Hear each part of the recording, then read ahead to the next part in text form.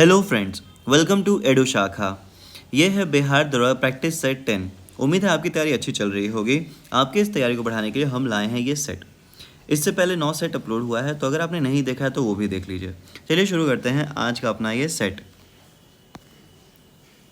Madras labour union का गठन किसके द्वारा किया गया था? तो मद्रास लेबर यूनियन की बात करें तो इसका गठन जो है वीपी बाडिया के द्वारा किया गया था। और ये कब हुआ? तो ये हुआ था 13 अप्रैल 1918 को।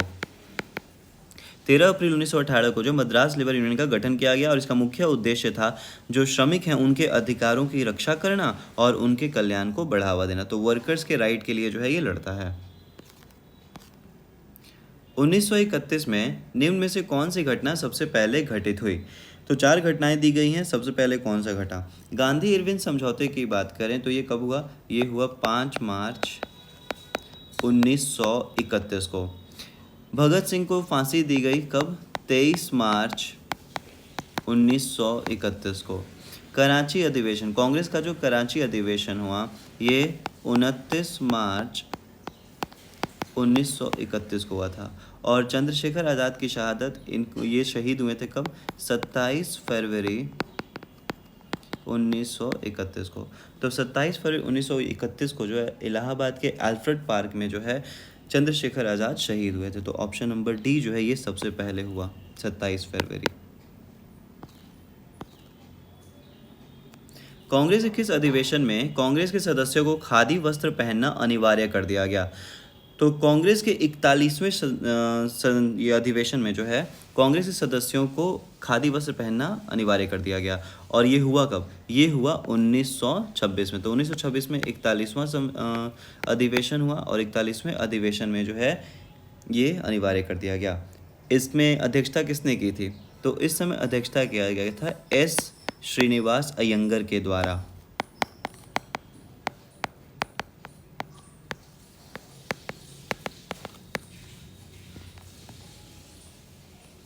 निम्न में से किस सूफी संत को महबूबे इलाही के नाम से जाना जाता है? तो शेख निज़ामुद्दीन औलिया 13वीं और 14वीं शताब्दी में जो है ये एक प्रसिद्ध सूफी संत थे, और इनको जो है महबूबे इलाही मतलब ईश्वर के प्रिय के रूप में जो है जाना जाता है। ये दिल्ली में रहते थे, और इन्होंने जो बहुत सारे आध्यात्मिक केंद्र भी स्थापित किया। और इनके अगर शिष्यों की बात करें तो अमीर खुसरो जो है इन्हीं के शिष्य थे। दैवी अधिकार सिद्धांत को किस शासक ने चलाया था? Divine right theory. तो दैवी अधिकार का मतलब क्या होता है? तो ये एक राजनीतिक सिद्धांत है जो ये मानता है कि जो राजा है ना, इनको ईश्वर ने जो है सीधे शासन करने का वरदान दिया हुआ है। तो बहुत सारे राजा थे जिन मानते थे कि वो सीधे सीधे ईश्वर के भेजे हुए दूत हैं जो मेनली जो है यहाँ पे राज्य कर रहे हैं। जैसे कि बालबन इस चीज़ को मानते थे। उसके अलावा जो अलाउद्दीन खलजी जो है ये भी इस चीज़ को चलाते थे। तो ये भी इस चीज़ डिवाइन थ्योरी में मानते थे। तो यहाँ पे हो जाएगा अलाउद्दीन खलजी, जिसके अनुसार राजा का अधिकार जो सीधे ईश्वर से प्राप्त है। निम्न में से क्या राजस्व व्यय के अंतर्गत शामिल नहीं होता है? राजस्व व्यय की बात करें, जो एक्सपेंडिचर खर्चा है, व्यय मतलब खर्चा। तो राजस्व व्यय की बात करें तो ये वो व्यय होता है ना जो सरकार किसी भी सामान्य कामकाज या सेवाओं को बनाए रखने के लिए करती है, और इससे कोई कैपिटल परिसंपत्ति का निर्माण नहीं होगा, और ना ही कोई देनदारी कम होगी। जो डेप्थ हैं, कर्ज है, वो भी कम होने वाले नहीं हैं। तो इसके अंतर्गत कौन कौन शामिल नहीं है? तो ऋण भुगतान, जो लोन रिपेमेंट है, वो इसके अंतर्गत शामिल नहीं है। बाकी उसके अलावा जो सब्सिडी, ब्याज भुगतान और जो राज्यों का अनुदान है ये सब ठीक है, लेकिन ऋण भुगतान जो है इसके अंतर्गत नहीं आता है। भारत छोड़ो आंदोलन के दौरान गठित समांतर सरकार में से सबसे लंबे समय तक चलने वाली सरकार किस जगह की थी? तो भारतीय आंदोलन के दौरान जो है बहुत जगह लोग जो है अपने अनुसार सरकार का निर्माण कर रहे थे, जिसको समांतर या पैरेलल गवर्नमेंट कहा गया। तो यहाँ बात किया जाए तो यहाँ पे सबसे लंबे समय तक जो सरकार चली वो थी सतारा में। सतारा में जो बनी सरकार उसका नाम था पैट्री सरकार।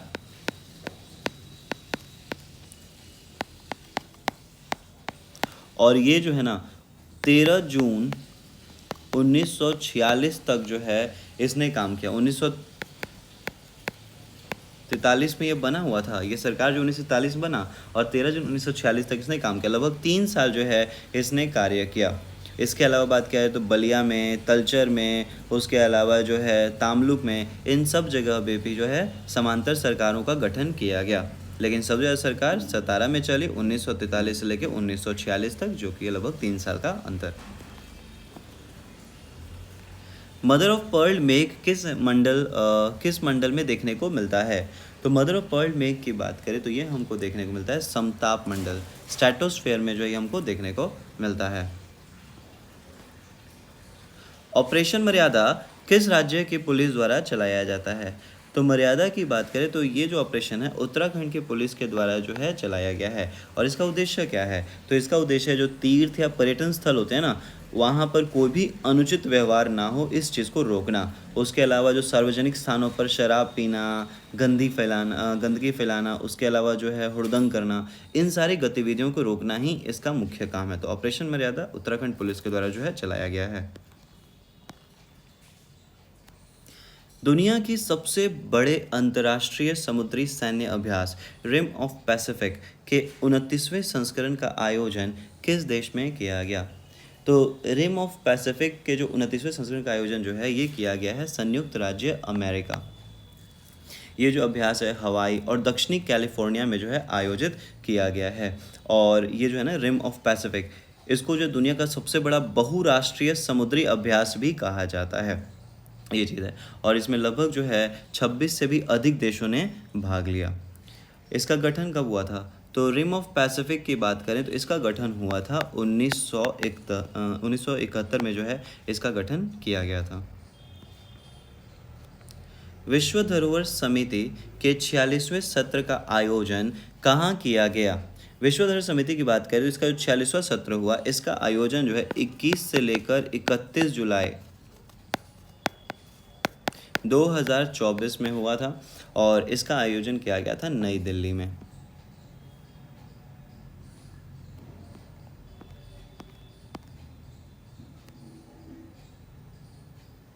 हाल ही में भारत ने मोंगला बंदरगाह पर एक टर्मिनल के परिचालन का अधिकार प्राप्त किया है। ये किस वजह से? मोंगला बंदरगाह की बात हो रही है। तो मोंगला बंदरगाह की बात करें तो ये जो है बांग्लादेश में है।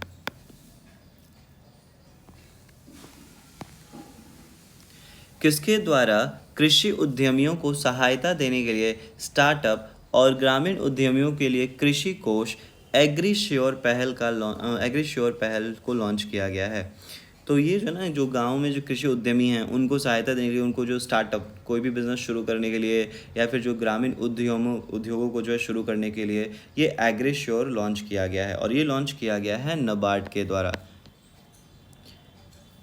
और अगर नबार्ड की बात करें तो नबार्ड का जो गठन हुआ है ये हुआ है 12 जुलाई 1982 को।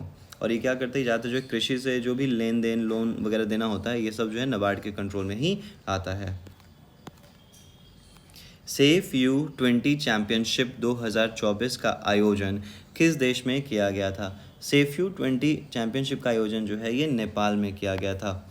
ये कब हुआ? तो ये हुआ था 18 से लेके जो है 28 अगस्त तक हुआ था ये, और 2024 में। और ये काठमांडू, ललितपुर, इन सभी जगहों पे जो है ये खेल खेला गया था। इस टूर्नामेंट बात करें तो नेपाल, बांग्लादेश, भारत, भूटान, श्रीलंका, मालदीव, इन सभी जगहों की टीमों ने जो है इसमें भाग लिया था। अगर इस टूर्नामेंट के फाइनल की बात किया जाए तो बांग्लादेश ने फाइनल में भारत को हराकर ये टूर्नामेंट जीत लिया था। जीआई टैग पाने वाला भारत का पहला संगीत वाद्य यंत्र कौन सा है? तो यहाँ बात किया तंजावुर बीना। तंजावुर बीना को जो है जीआई टैग मिला था 2013 में। ये वाद्य यंत्र तमिलनाडु के तंजावुर जिले में बनाया जाता है, तो इसको 2013 मिला था। उसके अलावा बात किया जाए शहनाई को लेकर तो शहनाई को जो है जीआई टैग मिला 2022 में।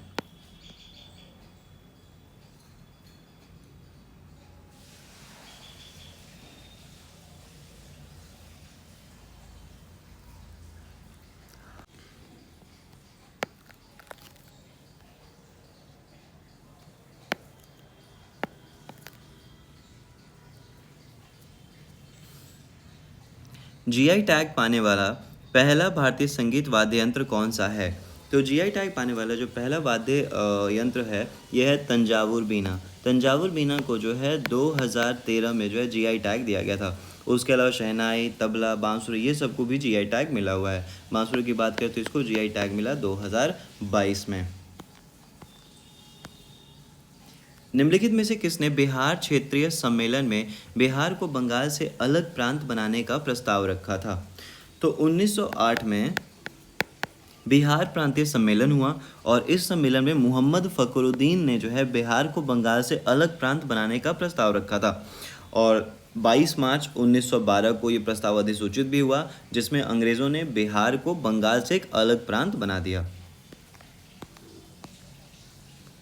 1937-38 के दौरान बिहार के बर्खास्त आंदोलन किसके द्वारा आयोजित किया गया था? तो बिहार का जो बर्खास्त आंदोलन है 1937 के दौरान इसका शुरुआत किया गया था, इसको जो है लीड किया गया था स्वामी शाहजानंद सरस्वती के द्वारा। अगर हम बर्खास्त शब्द की बात करें तो बर्खास्त शब्द का मतलब क्या होता है? इसका मतलब होता है स्वयं खेती वाले भूमि।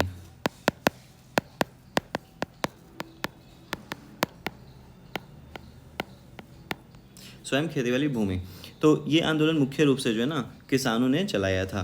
किस लिए? क्योंकि जो ज़मींदार लोग थे उनके ज़मीन पर ज़बरदस्ती कब्जा करके रखे हुए थे, तो उसके लिए जो है ये आंदोलन चलाया गया, तो किसानों के अधिकारों के लिए लड़ने के लिए। चंपारण आंदोलन के बाद ब्रिटिश सरकार ने इस मुद्दे के समाधान के लिए कौन सा कदम उठाया था? तो 1917 में जो है चंपारण आंदोलन हुआ। किस लिए? तीन काठिया सिस्टम के विरुद्ध, तीन काठिया जो प्रथा थी उसके विरुद्ध जो है ये आंदोलन हुआ। तो इसीलिए इस आंदोलन के बाद अंग्रेज़ों ने तीन काठिया प्रथा को समाप्त कर दिया और साथ ही साथ किसानों को जो अवैध रूप से वसूली की गई राशि है उसका 25% वापस देने का भी आदेश दिया। इसके अलावा जो सरकार है वो क्या करेगी ना, एक जांच कमेटी का गठन करेगी। तो इसलिए यहाँ पे जो बात किया जाए तो यहाँ पे इन चारों ऑप्शन है। क्षेत्र में कर्फ्यू लगाएगा, ऐसा कुछ नहीं था। मार्शल लॉ कुछ नहीं। ये कृषि होगा। चंपारण कृषि समिति का स्थापना किया गया, ये ठीक है। चंपारण कृषि समिति का जो है स्थापना किया गया और 1918 में चंपारण कृषि अधिनियम को भी पारित किया गया।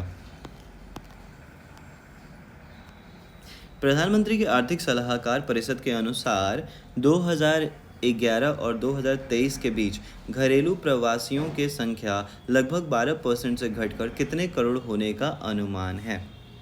तो प्रधानमंत्री के आर्थिक सलाहकार परिषद जो है इन्होंने 400 मिलियन ड्रीम्स नाम से एक रिपोर्ट जारी किया।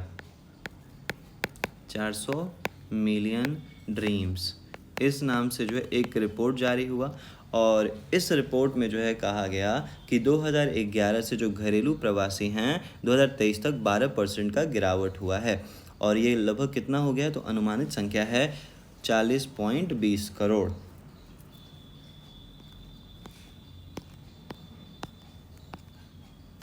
चुनावी सत्यनिष्ठा पर अंतर्राष्ट्रीय लोकतंत्र एवं निर्वाचन सहायता संस्थान idea institute for democracy and election assistance सम्मेलन का आयोजन कौन सा देश कर रहा है?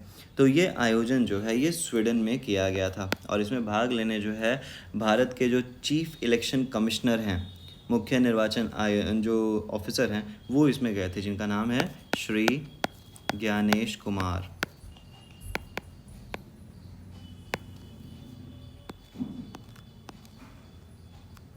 निम्न में से प्रथम महिला कौन थी जिसने भारतीय राष्ट्रीय कांग्रेस के अधिवेशन को संबोधित किया था? तो सबसे पहले जो है कदम्बनी गांगुली ने जो है भारतीय राष्ट्रीय कांग्रेस को संबोधित किया था। ठीक है। इसके अलावा जब बात किया जाए सरोजनी नायडू जो सबसे पहली महिला बनी जिन्होंने जो है भारतीय महिला जिन्होंने जो है इसमें लीड किया, प्रेसिडेंट बनी थी। एनी बेसेंट पहली महिला थी, हालांकि भारतीय नहीं थी, ये जो है इन्होंने भी जो है लीड किया कांग्रेस को। तो यहाँ बात किया जाए अधिवेशन को संबोधित करने की बात है तो अधिवेशन को संबोधित किया गया था कदम्बनी गांगुली के द्वारा और ये जो है भारत की पहली स्नातक और साथ ही साथ जो है फिजिशियन महिला भी थी। दिल्ली सल्तनत के किस शासक का नाम उलूग खान था? तो दिल्ली सल्तनत की बात करें तो उलूग खान के नाम से बालबन जाने जाते थे। जियासुद्दीन बालबन जो है इनको जो है उलूग खान के नाम से भी जाना जाता था। ये मुख्य रूप से जो है गुलाम वंश के शासक थे और इन्होंने जो है 1266 से लेकर जो है 1287 ईस्वी तक जो है इन्होंने गद्दी पर अपना अधिकार जमाए रखा।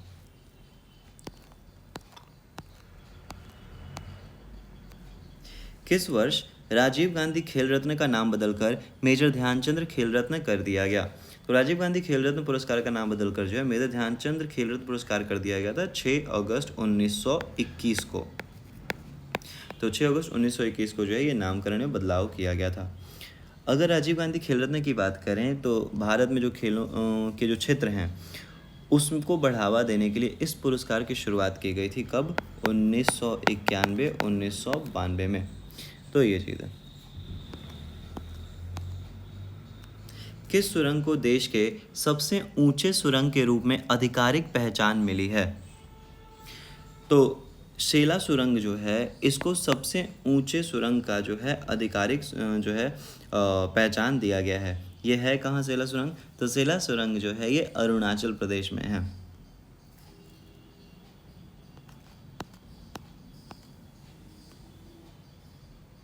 अंतर्राष्ट्रीय बुकर पुरस्कार 2024 किसको दिया गया है? तो 2024 में अंतर्राष्ट्रीय बुकर पुरस्कार जो है ये दिया गया था जेनी एपेनबर्ग को। तो जेपिन एपेनबर्ग जो है इनको जो है मिला था ये पुरस्कार। इन्होंने जो है एक किताब लिखा जिसका नाम था कैरोस। तो कैरोस के लिए जो है इनको दिया गया था। अगर हम बात करें 2025 को लेकर तो 2025 का जो अंतर्राष्ट्रीय बुकर पुरस्कार दिया गया वो दिया गया है बानू मुश्ताक,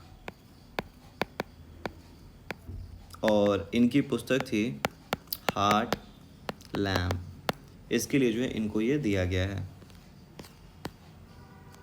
किस ओलंपिक में वो 128 साल बाद क्रिकेट को शामिल किए जाने की घोषणा की गई है? क्रिकेट को शामिल किए जाने की घोषणा की गई है। तो लॉस एंजलिस में जो है अगला ओलंपिक होने वाला है 2028 में। 2024 में पेरिस में हुआ था, 2028 में जो है लॉस एंजलिस में जो है होने वाला है। और इस ओलंपिक में जो है क्रिकेट को भी शामिल किया जाएगा। क्रिकेट खेला गया था लगभग जो है 1900 शताब्दी में, उसके बाद से क्रिकेट को हटा दिया गया था ओलंपिक से, लेकिन अब फिलहाल जो है 2028 में वापस से क्रिकेट की जो वापसी हो रही है ओलंपिक में। G7 शिखर सम्मेलन का आयोजन किस देश में किया जाएगा? तो G7 शिखर सम्मेलन की बात करें तो इसका जो आयोजन है 2025 में कनाडा में किया जा रहा है। ये 51वां G7 शिखर सम्मेलन है और ये हुआ 16-17 जून 2025 को। इसमें G7 में कौन कौन से देश आते हैं? Canada, France, Germany, Italy, Japan, England, उसके अलावा जो है अमेरिका और यूरोपियन संघ, ये सब जो है G7 में शामिल देश हैं। उसके अलावा ये लोग जो बाकी अन्य देशों को भी आमंत्रित करता है, जैसे कि ऑस्ट्रेलिया, ब्राज़ील, भारत, ये सारे देशों को इन लोगों ने आमंत्रित किया था। और ये जो G7 है इसका निर्माण कब हुआ, गठन कब हुआ था? तो तेल की संकट के जवाब में जो 1975 में जो है ये ग्रुप ऑफ 7 या G7 की स्थापना की गई थी। कौन से राज्य विधानसभा की कार्यवाही को सांकेतिक भाषा में प्रसारित करने वाला भारत का पहला राज्य बन गया है? तो विधानसभा की कार्यवाही को सांकेतिक भाषा में प्रसारित करने वाला जो पहला राज्य बना है वो है पंजाब।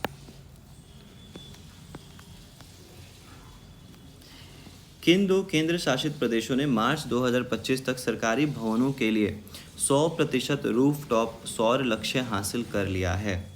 तो मार्च 2025 तक जो है चंडीगढ़ और दमन और दीव, इन्होंने जो है सरकारी भवनों के लिए 100% रूफटॉप सौर लक्ष्य हासिल कर लिया है। तो आंसर हो जाएगा ऑप्शन बी।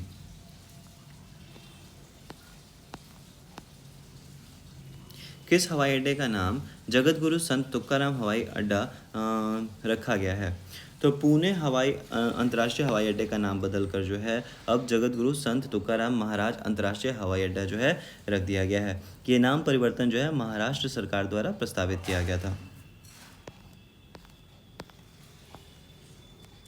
किस प्रकार की चट्टान को जैविक औषधि चट्टान माना जाता है? तो जैविक औषधि सेडिमेंट्री रॉक जो है मेनली किसको माना जाता है? तो देखो, अगर पत्थर चट्टानों की बात करें तो 3 तरह के चट्टान, अग्नेय, अवसादी और कैंत्रित। जिसमें से अगर बात किया जाए बॉक्साइट तो खनिज हो जाता है ग्रेनाइट। ग्रेनाइट जो होता है ये अग्नेय के अंतर्गत आता है। ग्रेनाइट, बेसाल्ट, ये सब जो है अग्नेय चट्टान है। संगमरमर की बात करें तो ये कायांतरित, मतलब जो मेटामॉर्फिक रॉक होता है ये कायांतरित चट्टान है संगमरमर। चूना पत्थर की बात करें तो चूना पत्थर जो होता है ये अवसादी पत्थर होता है। तो ऑप्शन डी जो है इसका सही हो जाएगा। बलुआ पत्थर, चूना पत्थर, शेल, ये सब अवसादी चट्टानें मानी जाती हैं। हाल ही में समाचार में रहे शहर कार्यक्रम का प्राथमिक उद्देश्य क्या है? क्या है? स्वास्थ्य देखभाल सेवाओं में सुधार होना, महिला उद्यमियों के बीच वित्तीय साक्षरता और व्यावसायिक कौशल को बढ़ावा देना, खेल गतिविधियों को बढ़ावा देना, उसके अलावा जो है नई प्रौद्योगिकी को बढ़ावा देना। तो शहर कार्यक्रम की बात करें तो इसका प्राथमिक उद्देश्य था महिला उद्यमियों के बीच जो वित्तीय साक्षरता है उसको बढ़ावा देना, उनके अंदर व्यावसायिक कौशलता को बढ़ावा देना। तो ये इसका मुख्य काम था। 2024 के लोकसभा चुनाव में कितनी महिलाएं जीतीं? 2024 के लोकसभा की बात करें तो यहाँ पर जो है पिछले 2019 के मुकाबले 2024 में महिलाओं की संख्या थोड़ी सी नीचे गई, लेकिन फिर भी जो है 2019 में 78 महिलाएं जो हैं उन्होंने जीत दर्ज की थी, लेकिन 2024 में 74 महिलाओं ने जो है जीत दर्ज की थी। और सबसे अधिक महिलाओं की संख्या जो है वो पश्चिम बंगाल से है। निम्नलिखित में से कौन सा उष्णकटिबंधीय घास का मैदान नहीं है? तो इन सब की बात करें तो कैंपोस, लानोस, सवाना, पैम्पस। तो पैम्पस जो है वो उष्णकटिबंधीय घास का मैदान जो है नहीं है। ये मेनली जो है समशीतोष्ण घास के मैदान है पैम्पोस, जो कि दक्षिण अमेरिका में पाए जाते हैं। विश्व आपदा नियंत्रण दिवस निम्नलिखित में से किस तिथि को मनाया जाता है? तो विश्व आपदा नियंत्रण दिवस, international day for disaster reduction, ये 13 अक्टूबर को मनाया जाता है। ये दिन जो है आपदा जोखिम को कम करने और जागरूकता को बढ़ाने के लिए जो है मनाया जाता है 13 अक्टूबर को। उक्का नामक आग्नेयास्त्र का प्रयोग निम्न में से किस शासक के द्वारा किया जाता है? तो उक्का फायर वेपन। तो उक्का फायर वेपन की बात करें तो इसका प्रयोग जो है शेरशाह के द्वारा जो है किया गया था। शेरशाह सूरी ने जो है इसका प्रयोग किया गया था। विशेष रूप से बात किया जाए तो कलिंजर के किले को जीतने के दौरान जो है इन्होंने इस आग्नेयास्त्र का प्रयोग जो है किया था।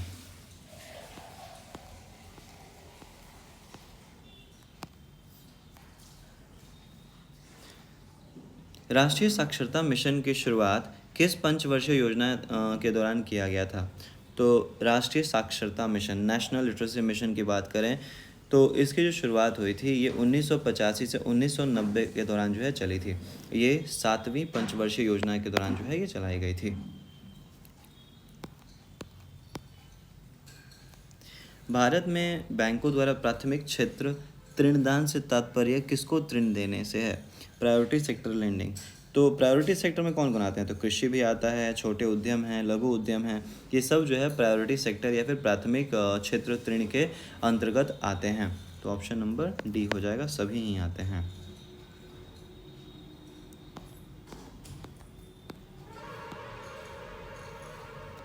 निम्न में से किसको राष्ट्रीय कुमार गंधर्व पुरस्कार 2024 से सम्मानित किया गया है? तो राष्ट्रीय कुमार गंधर्व पुरस्कार जो है ये दिया गया 2024 में गायिका सुधा रघुरामन को। ये पुरस्कार जो उन्हें देवास में आयोजित एक समारोह में जो है दिया गया था।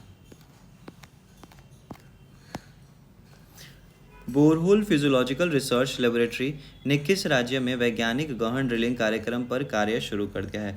तो बोरहोल भूभौतिक अनुसंधान प्रयोगशाला जो है ये महाराष्ट्र राज्य में जो है वैज्ञानिक गहन ड्रिलिंग कार्यक्रम पर काम करना इसने शुरू कर दिया है। और बात किया जाए तो ये पृथ्वी विज्ञान मंत्रालय के तहत काम करती है ये borehole physiological research laboratory. Paris Paralympic में शीतल देवी ने ब्रॉन्ज मेडल जीता है, उनका संबंध किस खेल से है? तो पेरिस पैरालंपिक की बात करें तो शीतल देवी ने जो है ब्रॉन्ज मेडल जीता और ये तीरंदाजी आर्चरी से जुड़ी हुई हैं। इनको जो ब्रॉन्ज कांस्य मेडल मिला।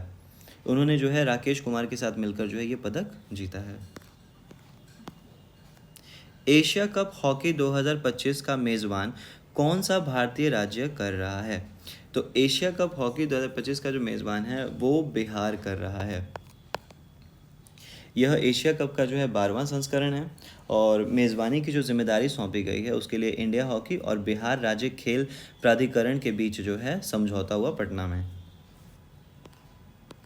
और ये मुख्य रूप से जो राजगीर में होगा। किस संगठन ने 2025 प्रौद्योगिकी और नवाचार रिपोर्ट जारी किया गया है? तो प्रौद्योगिकी और नवाचार report, technology and innovation report ये जारी किया जाता है संयुक्त राष्ट्र व्यापार और विकास राष्ट्र सम्मेलन के द्वारा। United nation conference on trade and development जो है ये जारी करता है। ये विकासशील देशों के लिए विज्ञान, प्रौद्योगिकी, नवाचार के जो प्रमुख मुद्दे होते हैं उन पर ध्यान केंद्रित करता है। अच्छा, 2025 में जो इस रिपोर्ट आई थी इसका शीर्षक क्या था? तो इसका शीर्षक था विकास के लिए समावेशी कृत्रिम बुद्धिमत्ता। भरणी महोत्सव मुख्य रूप से किस राज्य में मनाया जाता है? तो भरणी महोत्सव की बात करें तो ये मुख्य रूप से जो है केरला में मनाया जाता है। खासकर जो है ये त्रिशूर डिस्ट्रिक्ट में जो है मनाया जाता है। इस राज्य सरकार ने राज्य पुलिस भर्ती में अग्निवीरों के लिए 20% आरक्षण की घोषणा किया है। तो हरियाणा के मुख्यमंत्री नायाब सिंह सैनी ने जो है अग्निपथ योजना के तहत अग्निवीरों के लिए जो है उन्होंने 20% आरक्षण देने की घोषणा की और ऐसा करने वाला हरियाणा जो है ये पहला राज्य बन गया है। निम्नलिखित में से कौन सा कथन सही नहीं है? काशी हिल्स और मिज़ो हिल्स दोनों पटकाई रेंज का हिस्सा हैं। तो ये स्टेटमेंट सही है, काशी हिल्स और मिज़ो हिल्स जो दोनों पटकाई रेंज के हिस्से हैं, ये ठीक है। फावंग पुई या ब्लू माउंटेन मिज़ो हिल्स का सबसे ऊंचा बिंदु है। तो जो फांग फुई है ये इसको ब्लू माउंटेन के नाम से जाना जाता है और ये मिज़ो हिल्स में सबसे ऊंचा चोटी है, ये भी स्टेटमेंट जो है सही है। खासी हिल्स को स्थानीय भाषा में लुसाई हिल्स के रूप में भी जाना जाता है। तो लुसाई हिल्स जो है ना, असल में ये खासी हिल्स नहीं मिज़ो हिल्स को जाना जाता है। तो ये स्टेटमेंट गलत है, option number C. Mizo Hills को स्थानीय भाषा में लुसाई हिल्स कहते हैं, खासी हिल्स को नहीं। निम्नलिखित में से भारत में पेट्रोलियम मुख्य रूप से किस में पाया जाता है? तो भारत में जो पेट्रोलियम है वो मुख्य रूप से जो है तलछट्टी चट्टानों में जो है पाया जाता है। पेट्रोलियम को काला सोना भी कहा जाता है और ये प्राकृतिक रूप से जो है जीवाश्म ईंधन है और ये ज़्यादातर तलछट्टी चट्टानों में पाया जाता है। अगर हम भारत की बात करें तो भारत में पेट्रोलियम जो है असम, गुजरात, मुंबई हाई, गोदावरी, कृष्णा नदी घाटियों में जो है ये ज़्यादातर पाया जाता है। दी गई जानकारी की सहायता से राज्य की पहचान करें। राज्य का उत्तर भाग एक अर्ध शुष्क है, सेमी एरिड रीजन, ठीक है। राज्य का मध्य भाग कपास की खेती के लिए जाना जाता है, कॉटन के लिए। तो कॉटन ज़्यादातर ब्लैक सॉइल पाया, तो ये तो साउथ इंडिया की बात चल रही है। इस राज्य में खाद्य फसलों का पर नगदी फसलों की खेती प्रमुख है, ये भी ठीक है। तो ये सब जो कहाँ देखने को मिलेगा? गुजरात में, आंध्र प्रदेश में, मध्य प्रदेश, पंजाब। तो सेमी एरिड की बात करें तो ये गुजरात है। सेमी एरिड जो शुष्क अर्ध शुष्क है ये गुजरात क्षेत्र में, गुजरात में आएगा ये सब कुछ। तो तीनों जो क्वालिटी दी गई है गुजरात से मिलती है, क्योंकि पंजाब, मध्य प्रदेश और आंध्र प्रदेश में कोई अर्ध शुष्क क्षेत्र नहीं है। निम्नलिखित में से कौन सा पर्वत पूर्वी घाट का हिस्सा नहीं है? Shevaroy hills, Javadi hills, Nallamala hills, Annamalai hills. तो अन्नामलाई हिल्स जो है ये पूर्वी घाट का हिस्सा नहीं है, असल में ये पश्चिमी घाट का हिस्सा है।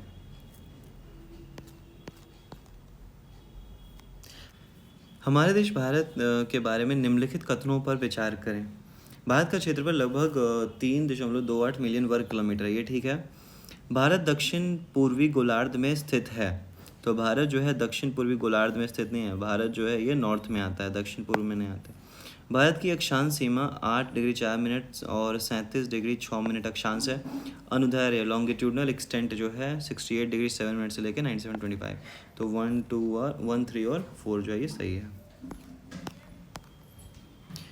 पीर पंजाल पास निम्नलिखित में से किस स्थान के बीच आसान पहुंच प्रदान करता है?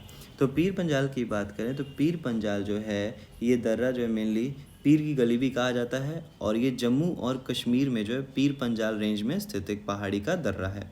यहाँ पे सही हो जाएगा जम्मू और कश्मीर की घाटी।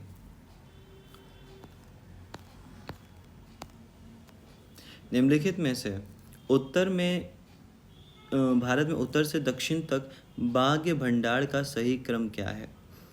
अच्छा, टाइगर रिजर्व्स की यहाँ बात करना है बेसिकली। तो कॉर्बेट, सरिस्का, सिम्पलीपाल और पेरियर। तो यहाँ पे सजाना है नॉर्थ टू साउथ। तो सबसे नॉर्थ में आता है कॉर्बेट नेशनल पार्क, ठीक है। कॉर्बेट जो है ये सबसे नॉर्थ में है। उसके अलावा बात किया जाए सरिस्का, तो कॉर्बेट कहाँ है? कॉर्बेट उत्तराखंड में है। सरिस्का की बात करें तो सरिस्का जो है राजस्थान में है, सिंपलीपाल उड़ीसा में है, पेरियर जो है ये केरला में है। तो ठीक है, ऑर्डर तो सही है, तो ऑप्शन ए हो जाएगा कॉर्बेट, उसके नीचे फिर सरिस्का, फिर सिंपलीपाल, फिर पेरियर। मशरूम चट्टानें जिन्हें रॉक पेडेस्टल भी कहा जाता है, किस प्रक्रियाओं की सबसे हड़ताली अभिव्यक्ति में से एक है? तो यहाँ बात किया जाए तो मशरूम चट्टानें जिन्हें रॉक पेडेस्टल कहा जाता है वो ज़्यादातर जो है ना विंड एरोजन, पवन क्षारण की प्रक्रियाओं से जो है मेनली बनती हैं।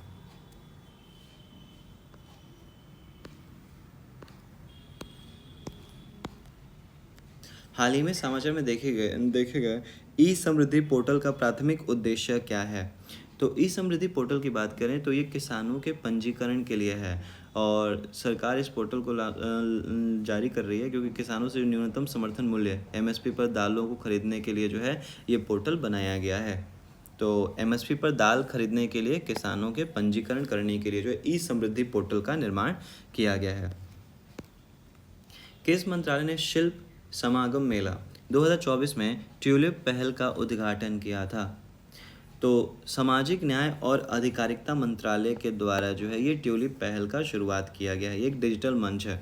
इसकी बात करें ट्यूलिप होता क्या है, तो इसका मतलब होता है पारंपरिक कारीगर उत्थान आजीविका कार्यक्रम, और इसका मुख्य उद्देश्य है जो जो कारीगर हैं, हाथ से काम करने वाले, जिसमें मुख्य रूप से अनुसूचित जाति, पिछड़ा वर्ग या फिर दिव्यांग व्यक्ति लोग शामिल हैं, तो उनको उनके जो सामान हैं उसको बिक्री को बढ़ावा देने के लिए जो है ये ट्यूलिप कार्यक्रम की शुरुआत की गई थी।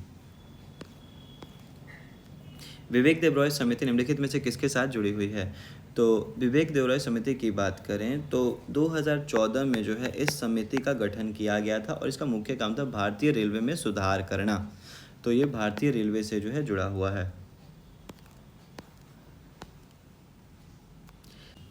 कौन सा देश कृत्रिम बुद्धिमत्ता बाल दुर्व्यवहार उपकरणों को अपराध बनाने वाला पहला देश बना है? तो कृत्रिम बुद्धिमत्ता एआई बाल दुर्व्यवहार उपकरणों को जो अपराध बनाने वाला पहला देश बन गया है वो है ब्रिटेन। तो इन्होंने जो है एआई उपकरणों को रखना, बनाना या वितरित करना 5 साल तक की जेल की सज़ा के अधीन होगा। तो अगर ऐसा कोई भी एआई से जो इस्तेमाल से जो आप कुछ भी अगर ऐसा बनाते हो जिससे जो है बच्चों पे बुरा असर पड़ता है, तो उसको जो है अपराध के अंतर्गत जो है रखा गया है ब्रिटेन में। आर्टिफिशियल इंटेलिजेंस तैयारी सूचकांक आर्टिफिशियल प्रिपेयरनेस इंडेक्स 2024 में भारत का रैंक क्या था? तो आर्टिफिशियल इंटेलिजेंस तैयारी सूचकांक की बात करें तो इसमें जो है भारत का जो रैंक रहा वो था 72वां। ये जारी कौन करता है? तो ये जारी किया जाता है IMF, इंटरनेशनल मॉनेटरी फंड के द्वारा जो है ये जारी किया जाता है।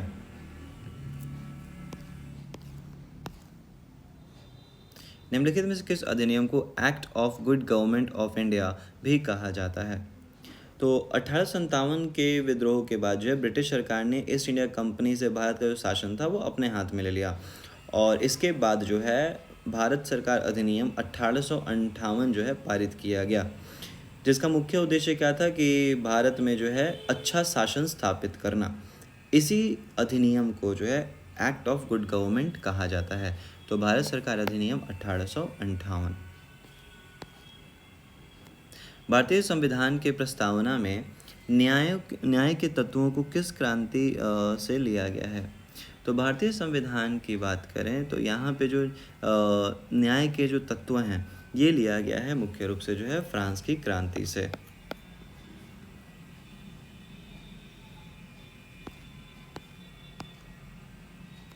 संविधान के किस अनुच्छेद में उल्लेख है कि किसी अपराध के लिए अभियुक्त किसी व्यक्ति को स्वयं अपने विरुद्ध साक्षी होने के लिए बाध्य नहीं किया जा सकता है? तो भारतीय संविधान की बात करें तो अनुच्छेद 20 का क्लॉज 3, इसमें ये प्रावधान रखा है कि किसी भी अपराध के लिए जो है अभियुक्त किसी व्यक्ति को स्वयं अपने विरुद्ध साक्षी होने के लिए बाध्य नहीं किया जा सकता है। तो अनुच्छेद 30। अगर हम बात करें अनुच्छेद 20 को लेकर तो अनुच्छेद 20 क्या कहता है? तो सरकारी जो मनमाना कार्यवाही है उससे बचाने के लिए जो है ये अनुच्छेद 20 लाया गया है।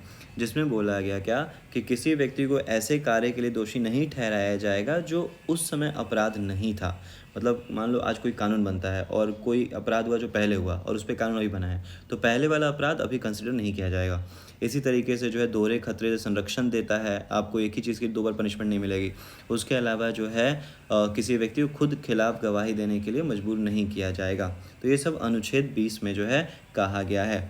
उसके अलावा अनुच्छेद 22 की बात करें तो अनुच्छेद 22 जो है ना, ये गिरफ्तारी और हिरासत के खिलाफ कुछ सुरक्षा उपाय प्रदान करता है कि अगर किसी व्यक्ति को गिरफ्तार किया जा रहा है तो उसको ये जानने का पूरा अधिकार है कि उसको गिरफ्तार क्यों किया जा रहा है। तो ये चीज़ है। और अनुच्छेद 24 की बात करें तो अनुच्छेद 24 क्या कहता है, तो 14 वर्ष से जो कम उम्र के बच्चे होते हैं उनको किसी भी कारखाना, खदान या फिर किसी भी खतरनाक कार्य के लिए जो है इस्तेमाल नहीं किया जाएगा, वहाँ पर उनको काम नहीं करना है। गर्मियों के मौसम के समाप्ति के समय केरल कर्नाटक में पूर्व मानसून वर्षा होना अत्यंत आम है। इसमें प्रायः किस नाम से जाना जाता है। तो गर्मियों के मौसम की समाप्ति के समय जो है केरल कर्नाटक में जो मानसून होता है उसको आम वर्षा कहते हैं, मैंगो शावर। तो उसको जो है मैंगो शावर कहा जाता है और इसलिए कहा जाता है क्योंकि ये जो है ना आम के फलों को पकने में जो है मदद करता है। भारतीय संविधान में वित्तीय आपात कानूनों का सम्मान संरक्षण की अवधारणा निम्नलिखित में से किस देश के संविधान से प्रेरित है। तो भारतीय संविधान में वित्तीय आपातकाल के जो प्रावधान लिया गया है वो लिया गया है यूएसए से। देखिए बात किया जाए अगर मुख्य रूप से भारतीय संविधान के बारे में, तो भारतीय संविधान का ज़्यादातर जो अधिनियम आया है 1935 आया है।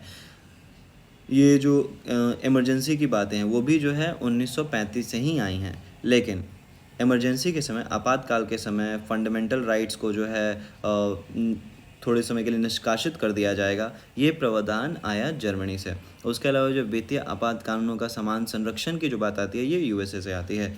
तो इस तरीके से भारतीय संविधान जो है अलग अलग देशों से कुछ कुछ चीज़ों को उठाकर पूरा बना है।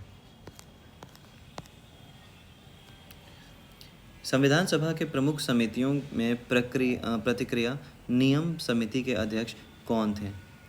तो संविधान सभा में जो बहुत सारे प्रमुख और छोटी मोटी समितियों का गठन किया गया था, जैसे कि मसौदा समिति जो था, ड्राफ्टिंग कमेटी, उसके अध्यक्ष थे डॉक्टर भीमराव अंबेडकर। संचालन समिति की बात करें तो इसके जो हेड थे वो थे डॉक्टर राजेंद्र प्रसाद। तो यहाँ पे जो बात किया जाए प्रतिक्रिया नियम समिति, रूल कमेटी, इसके जो चेयरमैन थे वो थे डॉक्टर राजेंद्र प्रसाद।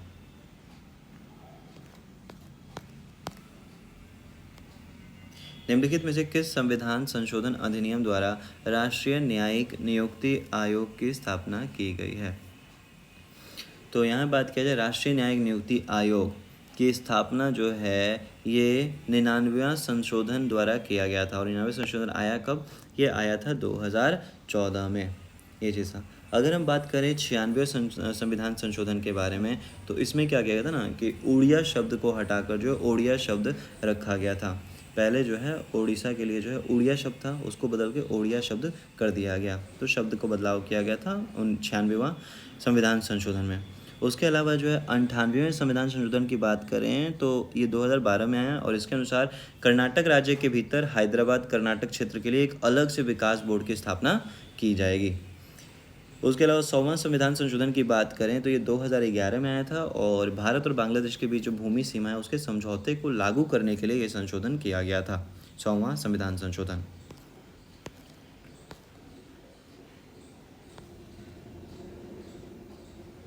अंतर्राज्यीय परिषद के प्रथम बैठक निम्नलिखित में से किस प्रधानमंत्री की अध्यक्षता में हुआ था।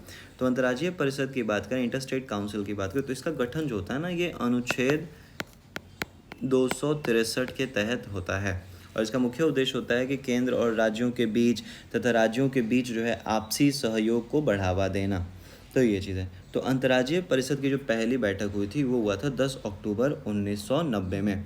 तो 10 अक्टूबर 1990 को जो है पहला बैठक हुआ और उस समय जो प्रधानमंत्री थे वो थे वीपी सिंह, विश्वनाथ प्रताप सिंह, और ये बैठक नई दिल्ली में हुई थी। संविधान के किस भाग में संघ राज्य क्षेत्र का उल्लेख किया गया है। तो भारतीय संविधान के भाग 8 में जो है संघ राज्य क्षेत्र, यूनियन टेरिटरीज का जो उल्लेख किया गया है और इस भाग में जो है अनुच्छेद 39 से लेके 242 तक जो है विस्तृत रखा गया है। जिसमें 239 की बात करें तो इसमें बोला गया है संघ राज्य क्षेत्रों का प्रशासन।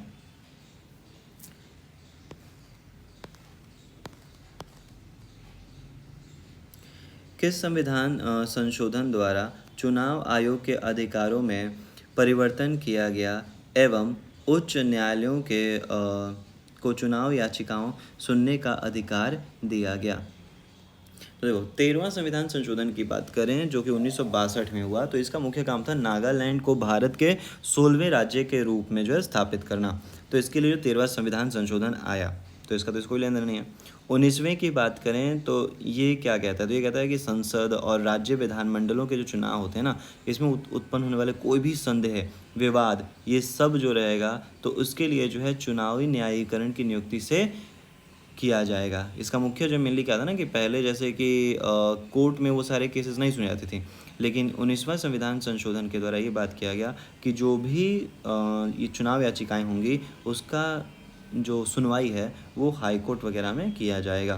तो ये चीज़, तो ये इसका सही जवाब हो जाएगा 19वां संविधान संशोधन अधिनियम।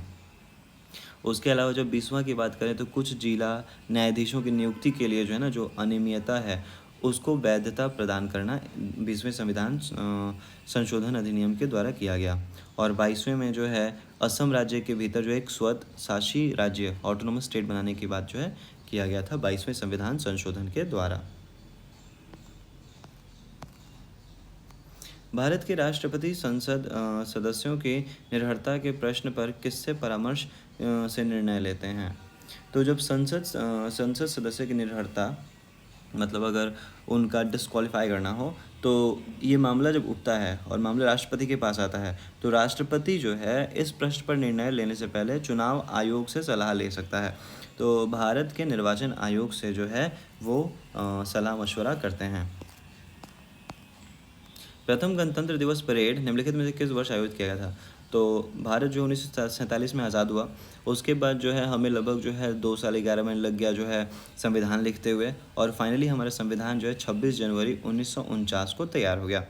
इसके बाद 26 जनवरी 1950 में जो है पहला गणतंत्र दिवस परेड को आयोजित किया गया, और इस परेड में जो है इंडोनेशिया के जो राष्ट्रपति थे उस समय सुकार्नो, उनको जो मुख्य अतिथि के रूप में जो है आमंत्रित किया गया था। भारतीय संविधान के निम्नलिखित में से किस अनुच्छेद में उल्लेख है कि भारत की सरकार के समस्त कार्यपालिका कार्यवाहियाँ राष्ट्रपति के नाम से की जाएंगी? तो भारत संविधान का जो अनुच्छेद 77 है उसमें ये उल्लेख किया गया है कि भारत सरकार की जो भी कार्यवाही होती है, कार्यकारी कार्यवाही, वो सब जो है राष्ट्रपति के नाम से की जाएगी। ये चीज़ है। उसके अलावा अगर हम 67 की बात करें तो इसमें क्या बोला गया है, इसमें जो उपराष्ट्रपति पद ग्रहण करने के लिए बोला गया है कि जो उनका कार्यकाल होगा वो 5 वर्ष की अवधि के लिए रहेगा। उसके अलावा जो 78 की बात करें, अनुच्छेद 78 क्या कहता है, तो प्रधानमंत्री जो है वो राष्ट्रपति को सूचना देगा हर कार्य के लिए। तो मतलब जो भी इन्फॉर्मेशन होगा वो प्रधानमंत्री राष्ट्रपति को कम्युनिकेट करेगा, बताएगा। उसके अलावा जो 89 की बात करें, अनुच्छेद 89, तो इसमें क्या कहा गया है कि राज्यसभा के जो सभापति होते हैं, उपसभापति होते हैं, उनसे ये जुड़ा हुआ अनुच्छेद है। भारत का जो उपराष्ट्रपति है वो राज्यसभा का पादेन सभापति होगा। ये अनुच्छेद 89 के तहत ही रखा गया है। निम्नलिखित में से किसका संबंध चुनाव आयोग से नहीं है?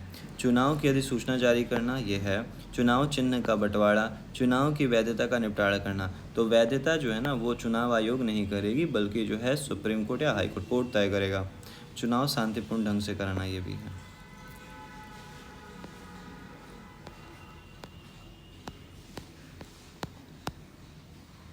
भारतीय संविधान का निम्नलिखित में से कौन सा उपबंध कनाडा के संविधान से लिया गया है? तो गणराज्य की परिकल्पना ये फ्रांस के संविधान से लिया गया है। न्यायपालिका की स्वतंत्रता ये अमेरिका के संविधान से लिया गया है। समवर्ती सूची की बात करें तो ये ऑस्ट्रेलिया से लिया गया है।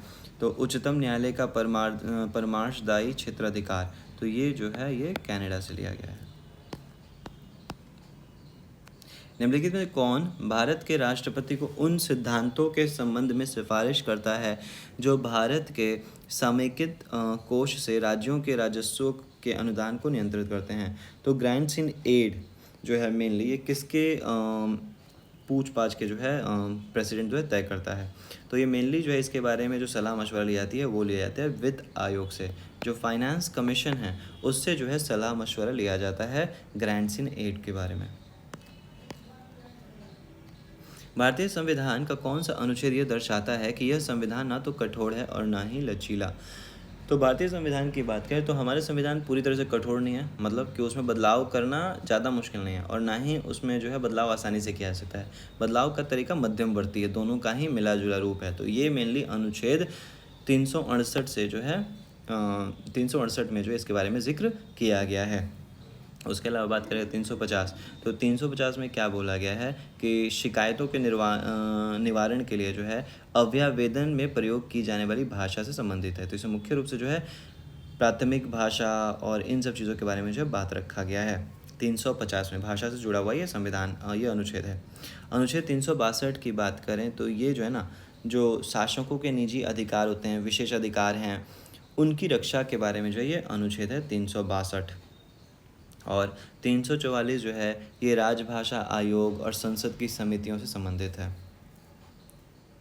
मेनली होता है राष्ट्रपति जो है ना, संविधान के प्रारंभ होने के 5 वर्ष बाद और उसके हर 10 साल बाद जो है राजभाषा आयोग का गठन करेंगे। ये बात जो है अनुच्छेद 344 में रखी गई है।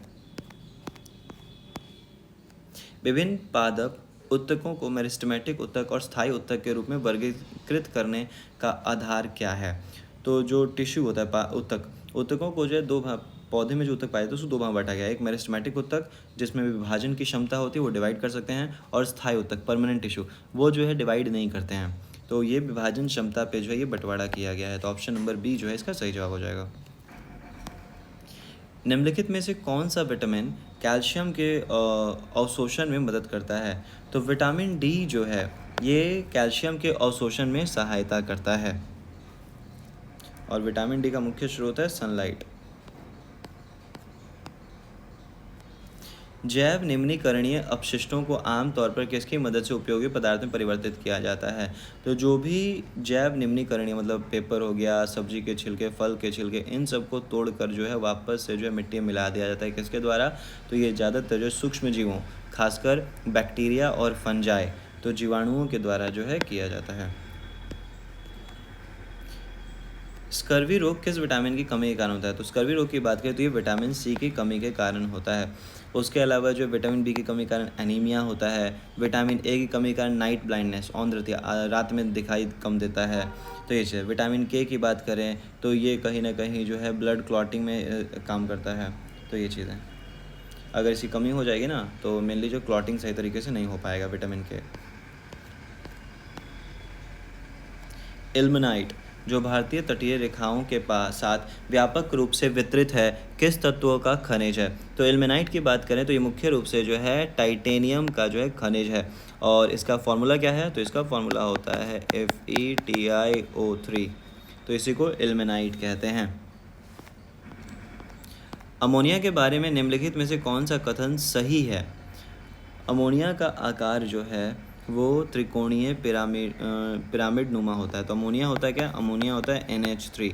इसका आकार की बात करें तो इसका आकार बिल्कुल पिरामिड की तरह होता है, इस तरीके से। तो ये चीज़, तो पहला स्टेटमेंट सही है। अमोनिया गैस का रंग हल्का नीला होता है, तो इसका कोई रंग नहीं होता है, तो ये गलत स्टेटमेंट है। इसका जलीय घोल अत्यधिक क्षारीय होता है। तो इसका जो जलीय घोल क्षारीय होता है लेकिन अत्यधिक है ना, ये गलत है, ज़्यादा क्षारीय नहीं है। अमोनिया गैस गंधहीन होता है, तो इसका जो गंध होता है ना वो तीखा टाइप होता है, मतलब उतना ज़्यादा अच्छा नहीं होता है, तो ये भी गलत है। तो पहला स्टेटमेंट इसका सही है। गलत जोड़ी चुनें। Washing soda sodium carbonate, caustic soda sodium hydrogen carbonate, acetic acid ethanoic acid और ब्लीचिंग पाउडर कैल्शियम ऑक्साइड। तो ब्लीचिंग पाउडर कैल्शियम ऑक्साइड नहीं होता है, कैल्शियम ऑक्सीक्लोराइड होता है, तो ये गलत है। गैल्वेनीकरण प्रक्रिया में किस धातु का उपयोग किया। तो गैल्वेनीकरण या फिर जस्तीकरण की बात करें तो इसमें मुख्य रूप से क्या किया जाता है, जो लोहा होता है आयरन के ऊपर जो है जिंक का एक परत चढ़ा दिया जाता है ताकि लोहा पे जंग ना लगे। तो जिंक या जस्ता का इस्तेमाल जो है किया जाता है। अल्ट्रासोनिक ध्वनियाँ क्या होती हैं। तो मनुष्य जो है ये 20 हर्ट्ज से लेकर जो है 20,000 हर्ट्ज तक आवाज़ें सुन सकता है। इस फ्रिक्वेंसी की जो आवाज़ें रहेंगी तो वो सुन सकता है, लेकिन इससे ऊपर की या इससे नीचे की जो फ्रिक्वेंसी होती है उसकी आवाज़ें नहीं सुन सकता है। तो अल्ट्रासोनिक ध्वनियाँ वो होती हैं जो 20,000 हर्ट्ज से ज़्यादा होती हैं। इसी को हम लिख सकते हैं 20 किलो हर्ट्ज, 20,000 हर्ट्ज या 20 किलो हर्ट्ज। तो 20 किलो हर्ट्ज से ऊपर की आवृत्ति की जो ध्वनियाँ होती हैं उसको कहते हैं अल्ट्रासाउंड, और अगर 20 हर्ट्ज से नीचे की ध्वनियाँ नहीं तो उसको इंफ्रासाउंड कहते हैं। यदि पृथ्वी घूमना बंद कर देती है तो शरीर के वजन पर प्रभाव निम्न में से किस स्थान पर न्यूनतम होगा? सबसे कम प्रभाव कहाँ पड़ेगा? तो यदि पृथ्वी घूमना बंद कर देना तो जो अपकेंद्री बल होता है, अपकेंद्री बल सेंट्रीफ्यूगल फोर्स, तो सेंट्रीफ्यूगल फोर्स जो है ये समाप्त हो जाएगा। और जैसे ही सेंट्रीफ्यूगल फोर्स समाप्त होगा तो भूमध्य रेखा पर क्या होगा, वस्तु का जो भार है वो बढ़ जाएगा। क्यों? क्योंकि जो अपकेंद्री बल है इसका जो विरोधी है गुरुत्वाकर्षण बल वही समाप्त हो जा रहा है। मेनली क्या होता है कि अपकेंद्री बल और गुरुत्वाकर्षण बल एक दूसरे के विपरीत काम करते हैं। तो जैसे ही अपकेंद्री बल खत्म हुआ, ज़्यादा क्या हो जाएगा, गुरुत्वाकर्षण बल बढ़ जाएगा। तो गुरुत्वाकर्षण बल बढ़ेगा तो यहाँ पे भार बढ़ जाएगा। उत्तरी ध्रुव की बात करें तो वहाँ पे अपकेंद्री बल उतना ज़्यादा प्रभावित नहीं होता है और इसलिए वहाँ पे गुरुत्वाकर्षण बल हमको अधिक देखने को मिलता है। तो अगर रुक जाएगा तो रुकने से क्या होगा, सेंट्रीफ्यूगल फोर्स ही ना खत्म हो गया। तो अगर सेंट्रीफ्यूगल फोर्स खत्म हो गया तो भाई जो गुरुत्वाकर्षण बल है वो तो रहेगा ही रहेगा। तो यहाँ पर हमको ज़्यादा प्रभाव देखने को नहीं मिलेगा। क्यों? क्योंकि पहले भी वहाँ पे गुरुत्वाकर्षण बल अधिक था और जो घूमने के कारण जो सेंट्रीफ्यूगल फोर्स है, अपकेंद्री फोर्स, वो भी खत्म हो गया। तो अभी भी जो है वहाँ पर बात किया जाए तो उतना फ़र्क नहीं पड़ेगा। तो ज़्यादा फ़र्क पड़ता है कहाँ पर, भूमध्य रेखा पे, और सबसे कम फ़र्क पड़ेगा हमको जो है उत्तरी ध्रुव में जो है सबसे कम फ़र्क देखने को मिलेगा।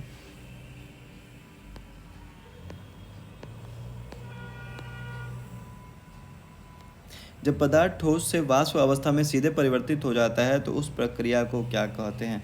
तो उस प्रक्रिया सब्लिमेशन या ऊर्ध्वपातन। तो ऊर्ध्वपातन क्या है, जिसमें जो है सीधे सीधे जो सॉलिड सब्सटेंस होता है, जो ठोस होता है, वो सीधे सीधे वाष्प बन जाता है। जैसे कि ड्राई आइस, जो सॉलिड कार्बन डाइऑक्साइड होता है, ड्राई आइस जो होता है ये सीधे वाष्प बन जाता है। उसके अलावा जो कपूर की गोलियां होती हैं वो सीधे जो है कठोर ठोस से वाष्प बन जाती हैं। निम्नलिखित में किस माध्यम में ध्वनि की गति अधिकतम होती है? तो ध्वनि की गति की बात करें तो ध्वनि जो होता है ना, सबसे कम इसका स्पीड होता है गैस में, इससे ज़्यादा होता है लिक्विड में, और सबसे ज़्यादा होता है सॉलिड में। तो ध्वनि की बात की है तो गति अधिकतम किस में होगा, तो अधिकतम होगा स्टील में।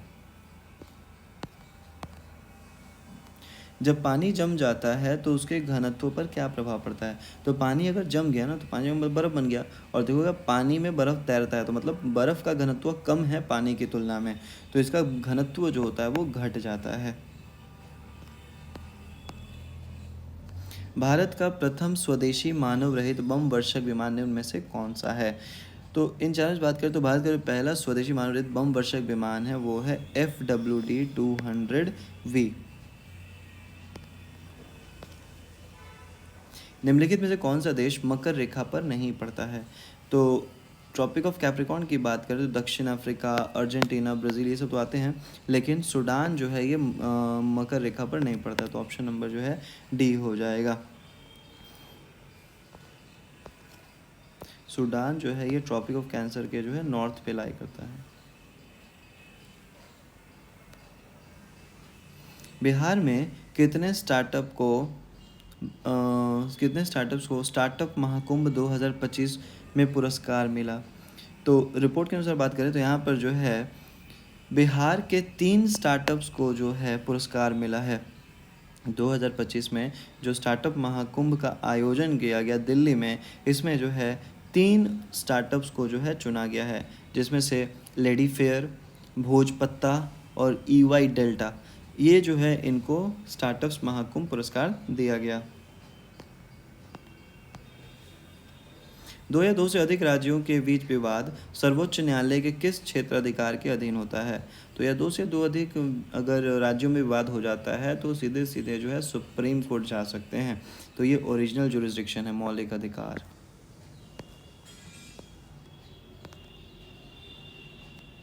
पंडित राम नारायण निम्नलिखित में से किस संगीत वाद्य यंत्र से संबंधित है? तो पंडित रामनारायण की बात करें तो ये जो है ना सारंगी से जो है संबंधित है। ऑप्शन नंबर सी, सारंगी। बस्तील का पतन, बस्टाइल फॉल ऑफ बस्टाइल कब हुआ, जिसने फ्रांसीसी क्रांति की शुरुआत की थी?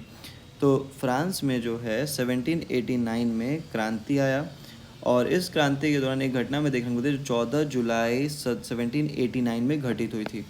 इस दिन क्या हुआ, जो लोग थे स्थानीय लोग, उन लोगों ने जो है जेल पर, बेस्टाइल जो है जेल था मेनली, तो जेल पर हमला किया, वहाँ पे तोड़फोड़ मचाई, और उनका मुख्य उन्होंने हमला इसलिए किया ताकि वहाँ से उनको हथियार मिलेंगे, लेकिन हथियार नहीं मिला और उन्होंने वहाँ पे तोड़फोड़ मचाया। उस जेल में 7 को कैद था, उसको भी आज़ाद कर दिया गया। इसी के साथ जो है मेनली फ्रांस क्रांति की शुरुआत मानी जाती है, तो 14 जुलाई 1789। निम्नलिखित में से कौन सी जनजाति भगोरिया उत्सव मनाती है? तो भगोरिया उत्सव की बात करें तो मुख्य रूप से जो है भील जनजाति के द्वारा जो है मनाया जाता है। विशेषकर मध्य प्रदेश में जो है ये जनजातियाँ जो है ज़्यादा पाई जाती हैं, और यहाँ पे ये उत्सव मनाया जा रहा है।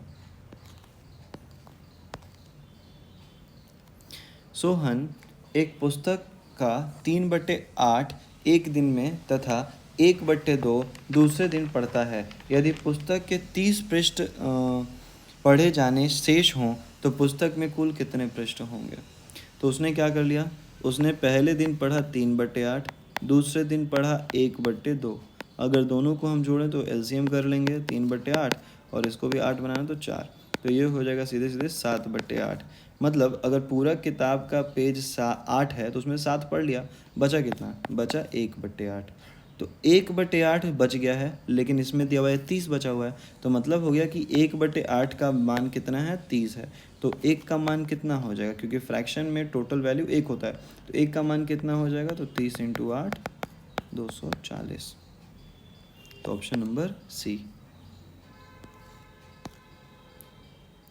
एक व्यापारी अपने सामान की कीमत क्रय मूल्य से 20% अधिक अंकित करता है।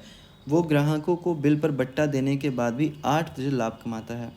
तो जो क्रय मूल्य है सीपी, मान लो सीपी को हम ले लेते हैं 100, उसने क्या किया, उस पर जो है 20% अधिक अंकित कर दिया, मतलब एमपी मार्किंग प्राइस, जो मार्क प्राइस था वो हो गया कितना, 120। 100 का 20%, 20 ज़्यादा होता है तो 120 हो गया, तो एमपी हो 120। अब उसने क्या किया, उसने जो है उस पर जो है उसको डिस्काउंट दिया। डिस्काउंट कितना दिया हुआ ये पता करना है, लेकिन उसको लाभ हो रहा है 8% का। तो लाभ हम किस पे देखते हैं, लाभ देखते हैं सीपी पर। तो सीपी पर 8% का लाभ, मतलब एसपी कितना रहा होगा, 100 रुपये का सामान, उस पर 8% लाभ, तो 8 रुपये बेचा, मतलब 108 में उसने बेचा होगा, तभी ना 8% लाभ हो गया। तो ये चीज़ अब निकालना है डिस्काउंट। तो डिस्काउंट कैसे निकालते हैं, तो डिस्काउंट हम निकालते हैं एमपी माइनस एसपी करके। तो एमपी में से एसपी घटाएंगे, 120 में से 108 घटाएंगे तो ये हो जाएगा 12।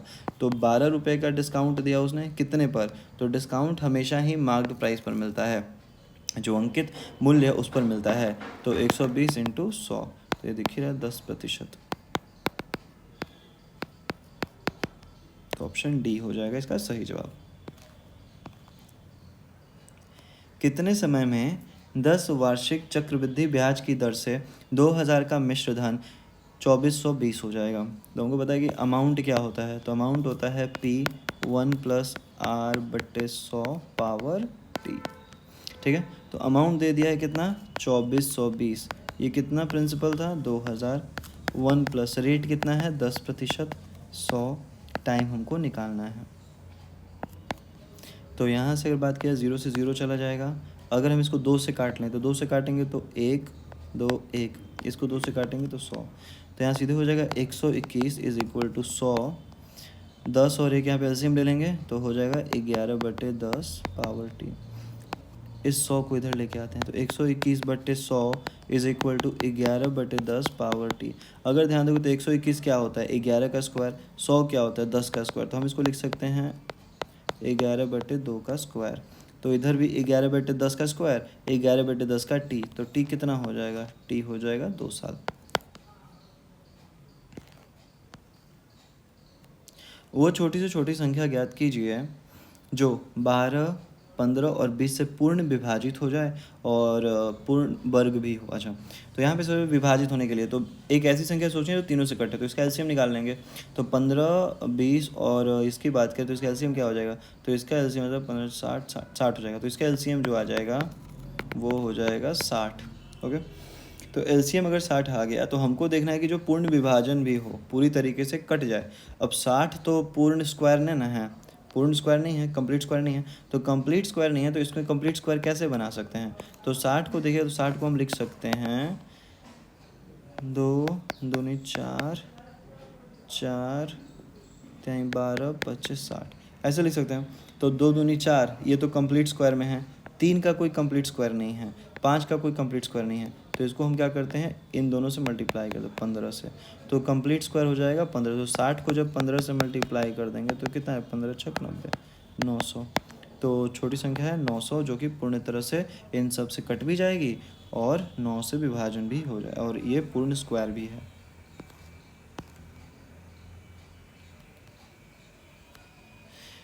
राम की कार्य क्षमता श्याम की कार्य क्षमता से जो है 3 गुनी है। अतः किसी कार्य को करने में श्याम से 60 दिन कम लेता है। दोनों इस कार्य को कितने दिनों में करेंगे। तो राम की कार्य क्षमता कितनी है, 3 गुनी है श्याम से। तो अगर यहाँ बात किया जाए तो दोनों को जो काम है, मान लो राम और श्याम, तो एफिशिएंसी क्षमता, एफिशिएंसी राम का कितना है 3, श्याम का एफिशिएंसी कितना है 1। तो इसको जो समय लगता है टाइम, इसको समय लगता है कितना, अगर शाम को लगता है x दिन, तो इसको लग जाएगा x माइनस 60 दिन। क्वेश्चन बोला 60 दिन कम लगता है, तो श्याम अगर x दिन में काम कर रहा है तो उसको लगेगा ये। तो दोनों काम तो इक्वल ना करेंगे, तो दोनों को इक्वल कर देते हैं। तो हमें पता है वर्क क्या होता है, तो वर्क होता है एफिशिएंसी इंटू टाइम, तो दोनों को मल्टीप्लाई कर देंगे। तो 3 × x minus 60 this is equal to x into 1, x ही रहेगा। तो ये हो गया 3x minus 180 is equal to x। यहाँ से इस x को इधर लाएंगे, 180 को उधर ले जाएंगे, तो हो जाएगा 2x इज इक्वल टू 180। तो x आ गया 90। मतलब राम को लग जाता है 90 में 30 दिन, और श्याम को लग जाता है 90 दिन काम करने में। तो राम एक काम को 30 दिन में करता है, श्याम एक काम को 90 दिन में करता है। बोला क्या है, दोनों मिलकर इस कार्य को कितने दिनों में कर लेंगे। तो दोनों मिल के बात करें तो दोनों का एलसीएम कितना हो जा रहा है, एलसीएम हो जाएगा 30 और 90 का एलसीएम 90 ही रहेगा। तो 90 काम करना है और एक दिन में काम हो जाता है 4। तो डिवाइड कर लें इसको, तो 2 से कटा 2 दूनी 2 से कटा 45, 45/2। ऑप्शन नंबर डी जो है इसका सही जवाब हो जाएगा। तो ये हो गया हमारे 100 क्वेश्चंस का सेट। चलिए, उम्मीद है आपकी तैयारी अच्छे से हो रही हो, इसी तरह से तैयारी अपना करते रहिए। मिलते हैं हम अपने अगले वीडियो में, तब तक के लिए थैंक यू।